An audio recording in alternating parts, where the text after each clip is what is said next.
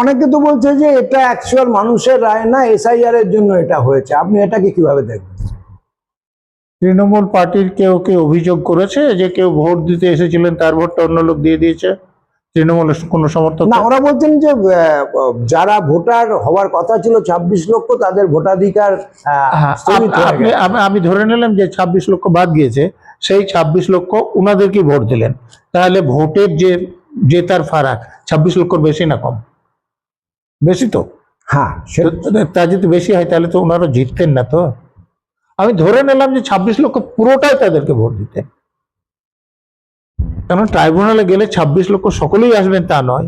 যদি আসেনও, আমি ধরে নিলাম সকলেই তৃণমূলকে ভোট দিতেন, তাহলেও তো তাদের ভোট বিজেপি থেকে কম থাকছে। আমি আমার শেষ প্রশ্নে ঢুকবো, সেটা হচ্ছে যে আমি দেখছি যে অপরাধের অভিযোগ যে সমস্ত তৃণমূল নেতাদের বিরুদ্ধে আছে, মানে এখন অব্দি নিচুতলা, অভিষেক বন্দ্যোপাধ্যায় এবং মমতা বন্দ্যোপাধ্যায়কে আবার ভুল কথা বললেন। অপরাধের অভিযোগ সব থেকে বেশি সর্বোচ্চ স্তরে মমতা ব্যানার্জির বিরুদ্ধে, তারপরে অভিষেক ব্যানার্জির বিরুদ্ধে, তারপর অন্যান্য নেতাদের বিরুদ্ধে। মমতা ব্যানার্জি অপরাধী না হলে, অপরাধ করতে না বললে অন্য নেতারা এত বেশি অপরাধী হতেন না।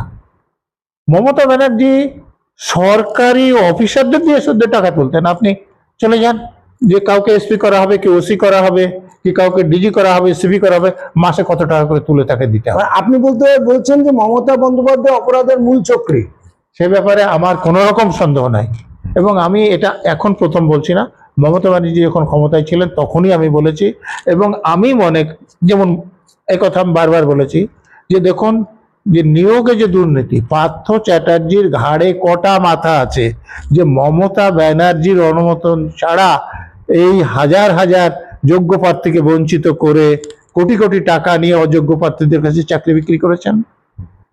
আর আপনি দেখুন না, নিয়োগ দুর্নীতিতে, শিক্ষক নিয়োগে বা পৌর দুর্নীতিতে অপরাধের ধরনগুলো সব একরকম। তো এটা সবগুলোর মাথায় আছেন মমতা ব্যানার্জি, এবং এইসব তদন্তে মমতা ব্যানার্জিকে জিজ্ঞাসাবাদ করা উচিত, গ্রেপ্তার করে জেলে পাঠানো উচিত। এখন অব্দি জিজ্ঞাসাবাদ হলো না কেন, আপনার কি মনে হয়? দেখুন, আমি তো লিখেছি যে আমার সারদায় মমতার অপরাধ বলে একটা বই আছে। যখন এটা প্রকাশ হলো উনি বলছিলেন যে আমি কিছু জানতাম না। আমি নিজে ওনাকে চিঠি লিখেছিলাম, আমি সেটা তখনও বলেছি, এখনো বলছি, উনি সবকিছু জানতেন। এবং মুখপাত্রদের কথা তো শুনেছেন যে সব থেকে বেশি সুবিধা উনি পেয়েছেন, টাকা পয়সাগুলো এসে কালীঘাটে উঠতো, তারপরে কোথায় তিনি রাখতেন সে কথা আলাদা। তো সারদা যে তদন্তে তাকে জিজ্ঞাসাবাদ করা হলো না, বলছে এটা অন্যায়। জিজ্ঞাসাবাদ করা উচিত ছিল, তাকে গ্রেপ্তার করা উচিত ছিল। এই নিয়োগ দুর্নীতি তাকে জিজ্ঞাসাবাদ করা দরকার ছিল, গ্রেপ্তার করা উচিত ছিল। তা আমি তো বলছি যে সারদাই মমতার অপরাধে আমি যেটা লিখেছি, যে আমি যা বলেছি এর ভিত্তিতে তাকে গ্রেপ্তার করে জেলে পাঠানো যায়। আমি একটা টেকনিক্যাল প্রশ্ন করব, আমার যেটা শেষ পর্যায়ের প্রশ্ন। এই আমাদের রাজ্য পুলিশ এবং কলকাতা পুলিশের এনফোর্সমেন্ট ব্রাঞ্চ বলে একটা দপ্তর আছে, এবং আপনি কি মনে করেন যে এই যে কথায় কথায় সিবিআই বা ইডির দরকার এরা বলেন, এই যে এজেন্সিগুলো আছে আমাদের রাজ্য এবং কলকাতা পুলিশের কাছে, তারা যদি আইনের পথে চলে, এই দুর্নীতিগুলো উদ্ঘাটন করার জন্য তারাই যথেষ্ট? আপনি তো খুব ভালো প্রশ্ন করেছেন। নিয়োগ দুর্নীতি তো কবছর ধরে চলেছে, শুধু এনফোর্সমেন্ট ব্রাঞ্চ নয়, প্রতিটা ডিপার্টমেন্টে যে অ্যান্টি করাপশনের জন্য অফিসার নিযুক্ত আছে, ভিজিলেন্স অফিসার। আমাদের এখানে ভিজিলেন্স কমিশন একটা আছে। ভিজিলেন্স কমিশনের কাজ কি? দুর্নীতি দমন করা। 3 জন কমিশনার আছে চিফ সেক্রেটারি র্যাঙ্কের, একজন সেক্রেটারি আছেন আইএএস, একজন আইজি ভিজিলেন্স আছেন আইপিএস।